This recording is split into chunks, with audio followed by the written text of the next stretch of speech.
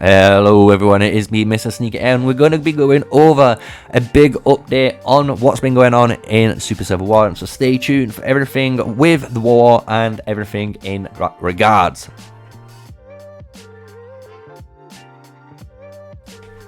Hello everyone, so yes, it is me, MrSneakyy, back at it again with another video. I hope you guys enjoy it. Smash a like, comment and subscribe to the channel for more official content creation by me for the Call of Dragons game. Right, so we're going over everything in the Super Server 1 and we're going to basically try and cover what's happened from the beginning all the way up to now, right? Because if you have not checked out my channel yet, or you're just joining the channel, for example, you might be out of the loop.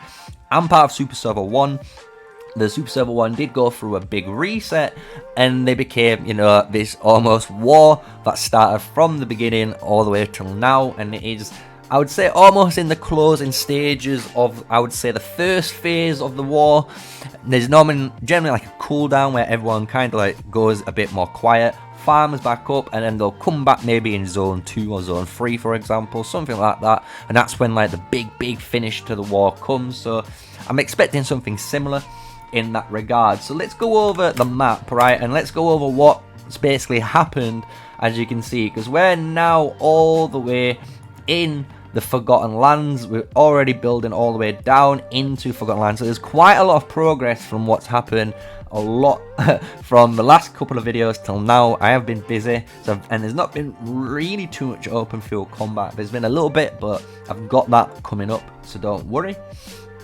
But the way this game worked and the way the whole war started was, if you guys have not known, or you know, you've been living under a rock, or you're only just tuning in for the first time, it all started back here in Sophronia and Navula, right? So in the Sophronia region, you had basically the super alliances of TA and TM, or the big alliance in the last season, which was TA, right? This was all one big alliance. There was about 200 members at the time, as well as their alliances, or their unions, which were the UEH, and you've got the GRZ, and then later on in the game appears like TMS, but we'll go over that when it comes, right? But that was basically the shell of it.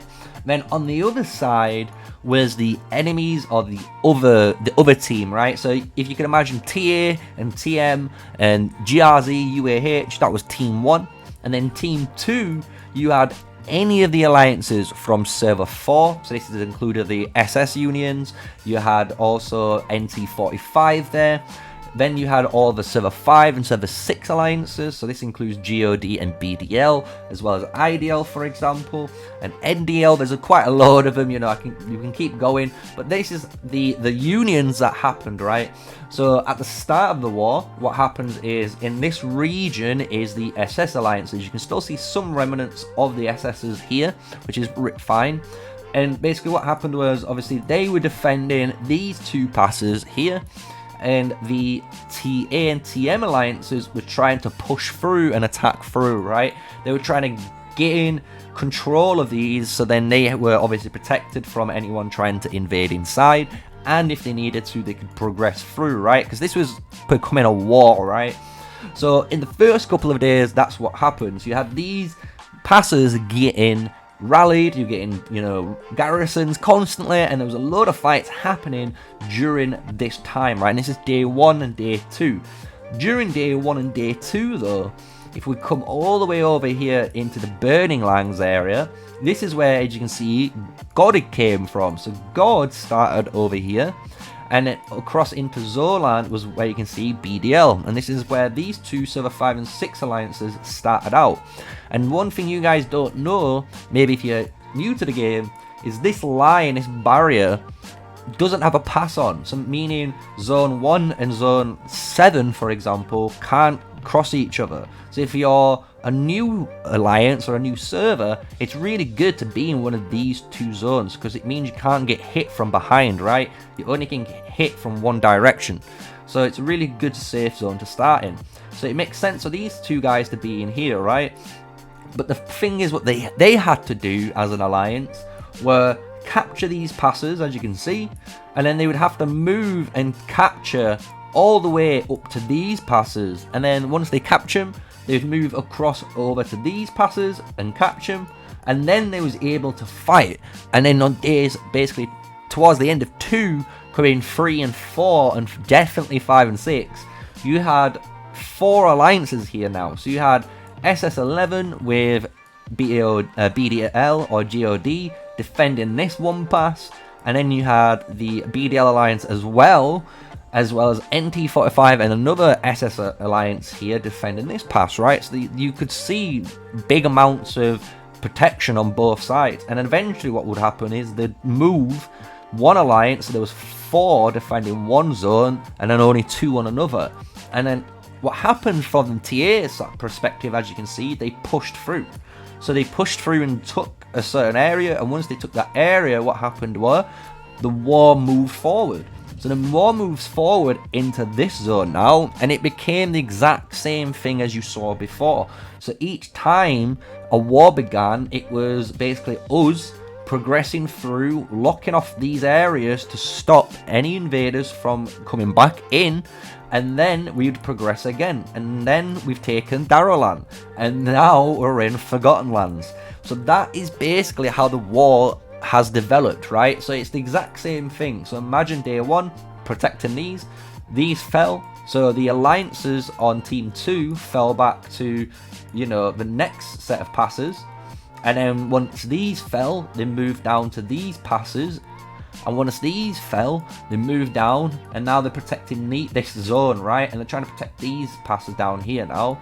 So eventually, these are going to become under attack. We don't know when, but at some point, they most likely will be coming under attack, right? So they're trying to lock down, as you can see, the TA and TM alliances, all of this zone. And it's a really fun war, and everyone's been watching it, because it's the one war where when you come into watching it, especially from an outside perspective, you get to see what, if it's the old war question, is quality better than quantity, right? Because generally TA and TM have less members, right? There's only 2 generally alliances fighting. They have normally the top 200 players, nearly top 500 players. I would say 80% of them, or maybe 60% of that player base, is all in the TA and TM alliances, while everyone else is generally in the server 4, 5 and 6 alliances. And this is where you had more numbers over the power, right? Which is where we get to see this war where can the numbers overpower the strength of an individual match. And so far it doesn't appear so. And that doesn't mean it means, you know, power wins in the game. The thing is, which we've noticed, and this is a really good big props to those guys that have been watching the video so far, but the BDL Alliance and the GOD Alliance, these guys are server 5 and 6.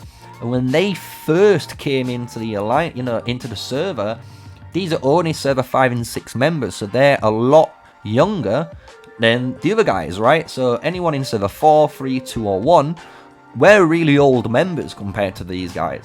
And we had more benefits than them, right? So they've came in weaker, but they put such a better fight on than the server 4 alliance.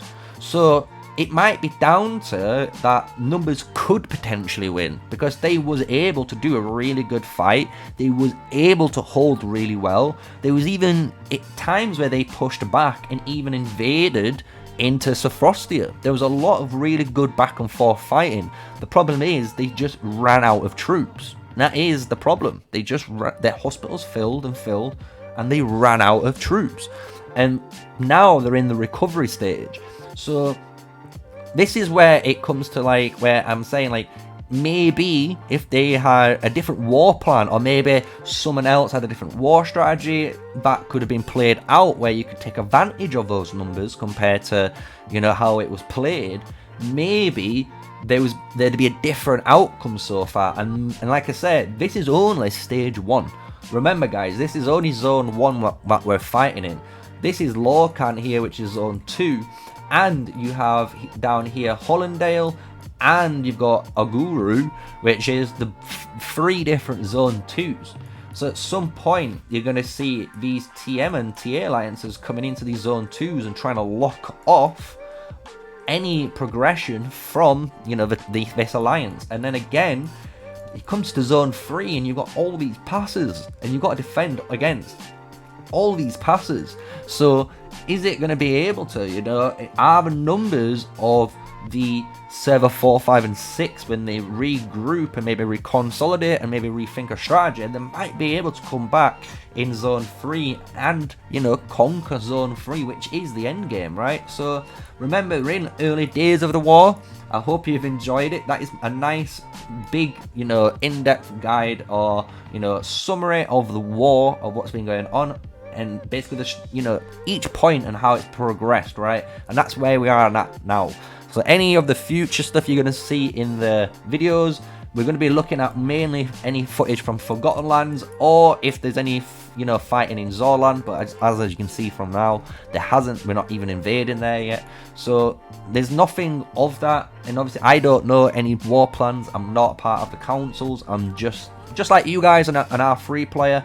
I'm just trying to give you guys at least a little bit more insight to what's been happening, you know, give you guys a bit of a clearer head of, okay, this has been the war. We can see it. Okay, the GOD alliance has started from back here. They worked all the way around to provide support, and then the TA and TM alliance has pushed them back one pass, and then the war started, then they pushed them back another pass, and then another war started, and this is how it's gone on, right?